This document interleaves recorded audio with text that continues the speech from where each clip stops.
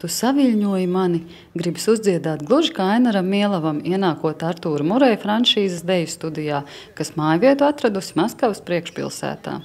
Gar trepēm saspraustas mējas, tumši brūna, svaigi lakota grīda. Nekāda dejo ar zvaigzni glamūra un stresa. Te ērti jutīsies arī katrs neveiklītis, kurš nolēms beidzot iemācīties dejot.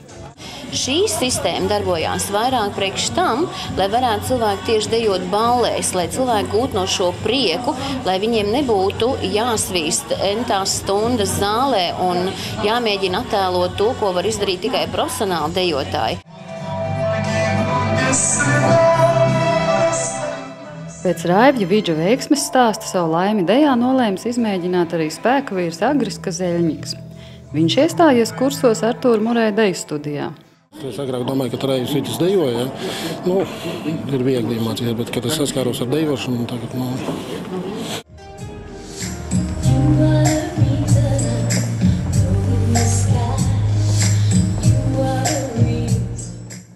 Deju studijā būšot iespējams apgūt ne tikai pamatsoļus, tā saukto bronzas līmeni. Patiesi dejas entuziasti varēs apgūt arī sudraba un zelta līmeni.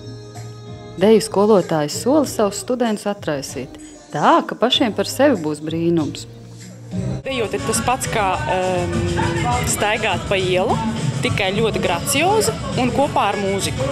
Tad, ja kāds māk rakstīt, māk arī uz riteni braukt, tas nozīmē, ka viņi arī var ļoti vienkārši arī iemācīties dejot.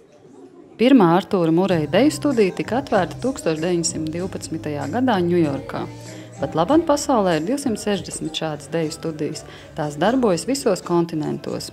Latvijā šo biznesu nolēmis attīstīt sarīkojumu deju aprindās labi pazīstamais pedagogs Imants Rihters.